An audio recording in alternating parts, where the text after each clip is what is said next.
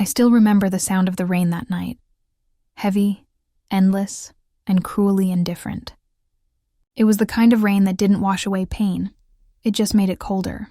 I stood outside our house, my house once, clutching the small suitcase that held what was left of my life. The marble steps beneath me reflected the soft golden lights from the porch. The same lights that once guided me home after long days. Back when love lived here. But that night, love was gone. And so was I. He didn't even look me in the eyes when he said it. "Leave, Alina. My sister was right about you. I can't believe I didn't see it sooner." His voice didn't crack. Mine did. Because when someone you've built your world around looks at you like a stranger, it kills something inside you. Something that doesn't come back easily. Soft pause. Before I continue, if you're listening to me right now, I just want you to stay till the end of this story. Because what I'm about to tell you isn't just about betrayal. It's about how pain can become power. So if you've ever been broken by someone you trusted, please like this video, subscribe, and let me take you through the storm that once almost destroyed me. But instead, built me, whispered. Let's begin. I met Ariz when I was 22, bright-eyed, full of dreams, and fresh out of university. He was already successful then, confident, charming, the kind of man whose presence made rooms quieter. He ran his own company, a growing textile empire his father had started. And somehow, in a world full of people who never saw me, he did. Or at least I thought he did.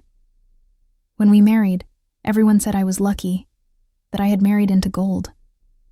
But what they didn't see was that I wasn't marrying for wealth. I was marrying for warmth. He had a way of holding my hand that made me believe I was safe. His sister Hania smiled at me during the wedding. That polite, icy smile that women give when they've already decided they don't like you.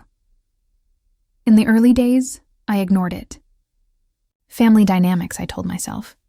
Maybe she'd come around. She didn't. Instead, she made sure I never forgot that I was an outsider. Every dinner turned into a subtle interrogation. Every word I spoke was twisted into something it wasn't. If I bought something new, she'd whisper, "She's already spending your money, Pi." If I stayed quiet, she'd sigh, "So fake." Always pretending to be humble. Ariz would laugh it off. At first. He'd tell me, "You know how she is. Ignore her." And I did. For years, but poison doesn't kill instantly. It builds, drop by drop. One day I noticed him. Distant. Distracted. He started staying late at work, avoiding small talks at breakfast. He used to kiss my forehead before leaving. Now he just picked up his keys and left. I thought it was stress. Maybe the business was struggling. Then one night, Hania called him into her room. When he came out, his eyes were dark, his jaw tight. He wouldn't speak to me. By morning, he was gone. I found out later from a housemaid what she had told him, that she had seen me with another man at a cafe.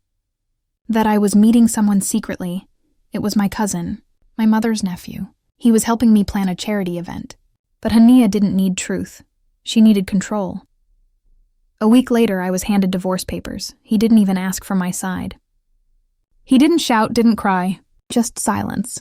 That was worse, because silence means he believed her. I left that mansion barefoot that night, wearing the same clothes I had cooked dinner in. No jewelry, no pride, just the echo of the door closing behind me, final, cold, like a coffin ceiling. For months I couldn't sleep. I replayed every moment, every small thing I might have done differently. How could love die so fast? How could years of loyalty disappear with a single lie? Then one morning, while I was staring out of my small rented apartment's window, I realized something. I had spent years trying to prove my innocence to people who had already decided I was guilty. That was the day I stopped crying. I started working again.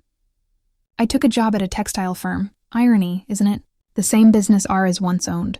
The same field I had learned from him. I worked quietly, long hours, no complaints. My boss, an older woman named Samina, saw my potential. Within 2 years, I became her right hand. And then, fate, or maybe karma, did something strange. Samina decided to retire, and she offered me something I never expected. Partnership. She said she saw fire in me. Not anger, but resilience. I signed the papers trembling, realizing for the first time in my life that I didn't need anyone's last name to define me. Years passed. My company grew, slowly but surely. My designs were featured internationally, and one day at a business event, I walked into a grand hotel ballroom, and there he was. Ares. Time had changed him too. Older, colder. But his eyes widened when he saw me. Maybe he wasn't expecting to see the woman he threw away standing on a stage, giving a speech as the CEO of her own company. He waited for me after the event. "Alina," he said softly, like saying my name could bring back time. "You've changed," I smiled, genuinely. "No, Ares, I just found what I lost. Myself." His silence told me everything. Regret has a sound, you know. It's quiet, heavy, full of things too late to fix. Later I heard his business had collapsed. Hania had made a series of bad financial decisions after manipulating him into giving her control. They were now drowning in debt, selling assets to survive. Sometimes life doesn't need you to take revenge. It does it for you, quietly, poetically. But I didn't smile when I heard that. I just felt peace, because I had learned the difference between winning and healing. Now, when I walk past those glass buildings, the ones that once felt too tall for me, I remember that night in the rain, the girl with the suitcase, broken and humiliated.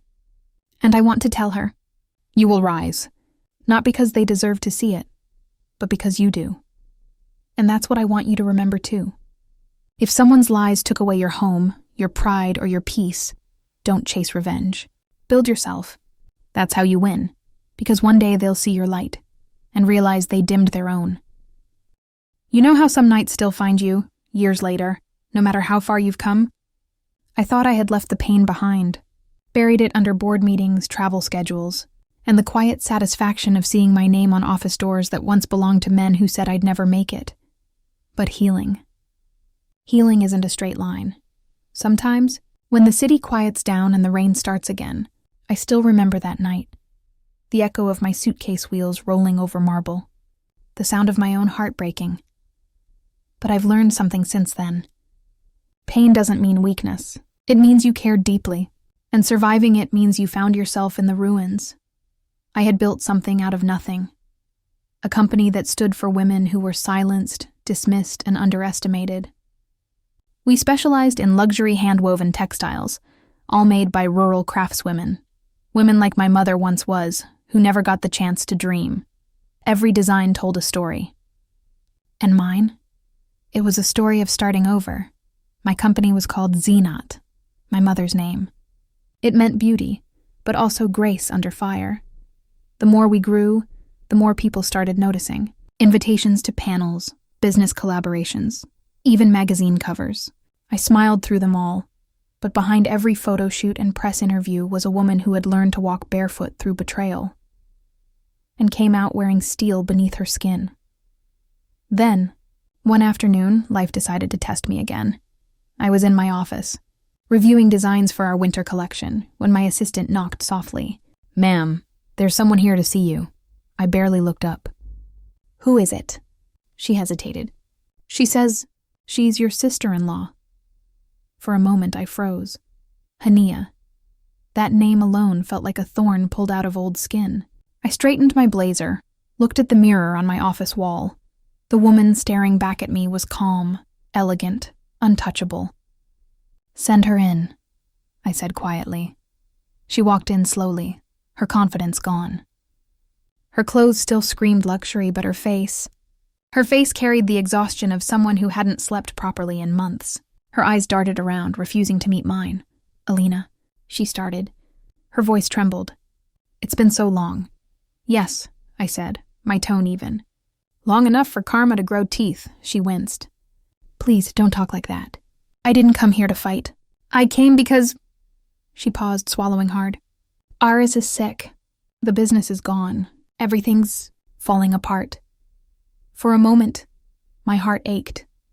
Not for her, but for the memory of the man I once loved. I closed my eyes, steadying my breath.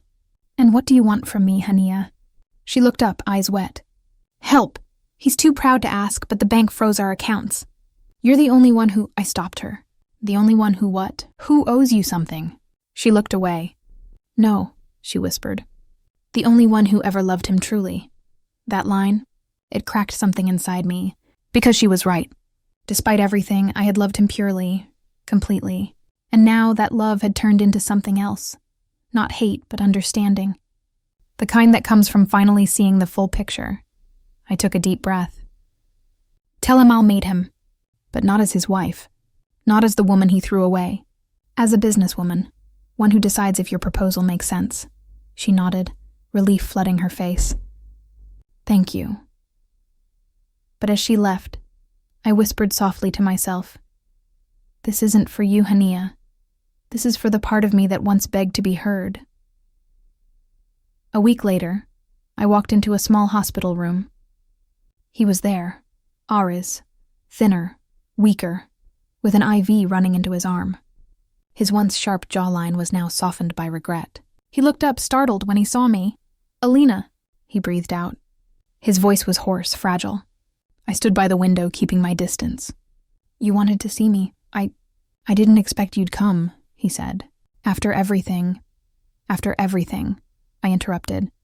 I learned that closure isn't something you wait for. It's something you walk into. He looked down, shame filling the space between us. Hania told me the truth.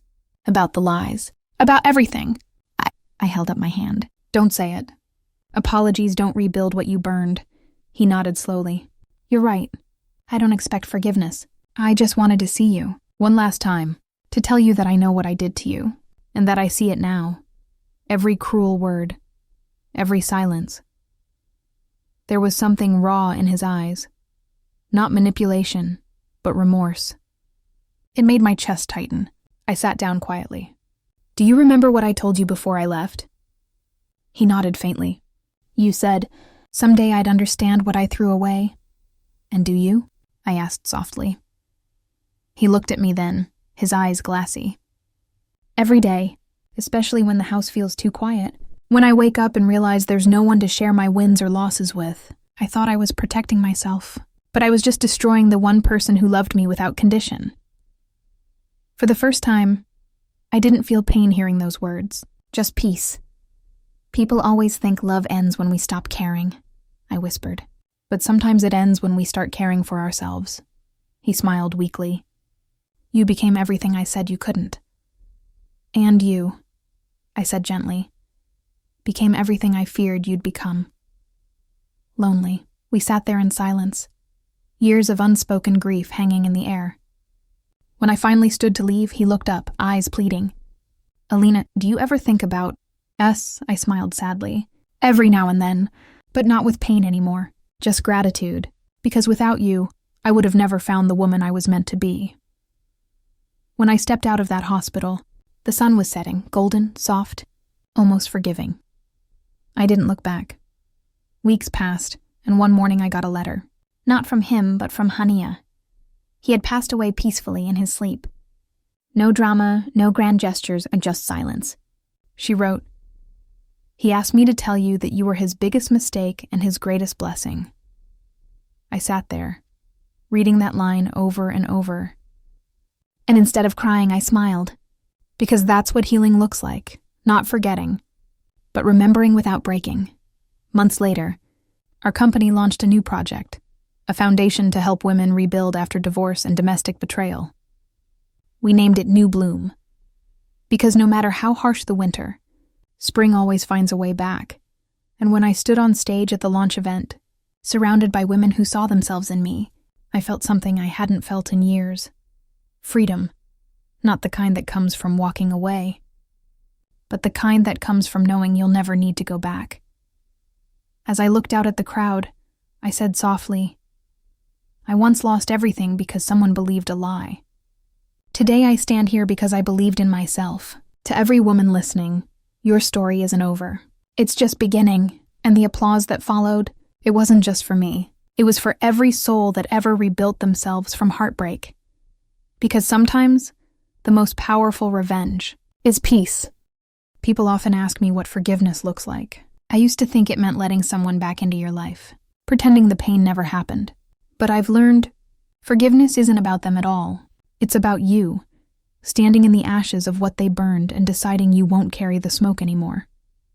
Months after Araz's death, I thought I had finally closed that chapter. I was wrong. Life, it seems, has a way of circling back, not to reopen wounds, but to show you how far you've come. It started with a message. From Hania. Her words were shaky, desperate. Please, I need help. They're going to take the house. I have nowhere else to go. For a moment, I stared at the screen. The same woman who once whispered poison into my husband's ear now needed me. And instead of satisfaction, I felt something unexpected. Stillness. I agreed to meet her. Not because I owed her anything, but because closure sometimes looks like kindness delivered without attachment. When she arrived at my office, she looked smaller somehow, like a shadow of her old self. Her once polished demeanor was gone. Her eyes carried the weight of guilt and sleepless nights. She sat down, fidgeting with her hands. Alina, she said quietly, I don't deserve your time, but I didn't know where else to go. I folded my hands. You're right. You don't deserve it. But go on. Tears welled up in her eyes. After Araz died, the investors pulled out. The company failed. I lost the house. And when people found out what I did to you, no one wanted to help. I ruined everything. I studied her for a moment. There was no pride left. No arrogance. Only the rawness that comes when life finally makes you face yourself. I leaned back in my chair. Do you know what hurt me most back then, Hania? I said softly. It wasn't Araz choosing to believe you. It was you, my sister-in-law, watching me break and not saying a word. You smiled while I packed my bags. You told him I was dangerous, unfaithful, manipulative, and he believed you. She began to sob quietly. I know. I was jealous, Alina. You had everything. His love, his admiration, the family's respect. I hated it. I wanted to destroy what I couldn't have. Her honesty stunned me. It was too late, but still, honest. And in that moment, I realized something. People hurt others not because they are strong, but because they are broken in ways they never faced. I forgive you, I said finally. Her head snapped up. What? I said, I forgive you? Not for you, for me, because I refuse to let your shadow darken the life I built from your ruins. She stared at me, speechless. I don't understand. After everything I did, why? I smiled faintly. Because hate is heavy, Hania, and I have too much light in my life to carry it anymore. She started crying harder. You're a better person than I ever was. No, I said softly. I just decided to heal louder than you tried to hurt me. We sat there in silence for a long time. When she finally left, I felt no anger, no triumph, only peace. That kind of peace that comes when you finally stop needing justice, because life already delivered it quietly. Weeks later, I was invited to speak at a women's leadership conference, a room full of CEOs, founders, and dreamers. As I stepped onto the stage, the lights were blinding, but the moment, it was clear as crystal. I took a deep breath and said, Once, I was a woman who begged for love in the wrong places. I thought being chosen meant being worthy, but when love left and everything I built crumbled, I discovered something no one could take away. Me. The room was silent. I could see tears glimmering in the audience. I continued. Pain has a strange purpose.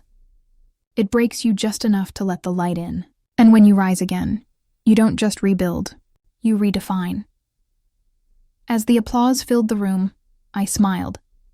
Not because they were clapping for me, but because the girl who once walked out of her home with a suitcase and shattered dreams had finally arrived at her destination. After the event, as I sat in my car watching the sunset, I got a message. It was from Hania again, just 2 words. Thank you, I didn't reply. Some things are better left unspoken. But I closed my eyes and whispered to myself, You're welcome. That night, I went home, poured myself a cup of tea, and stood by the window. The city lights flickered below, bright, endless, alive. And I realized this was my new beginning, not built from pain, not fueled by revenge, but grounded in peace. For years I had lived as someone's wife, someone's mistake, someone's memory. Now I was simply me, whole, untamed, free. And that, I think, is the quietest kind of power there is.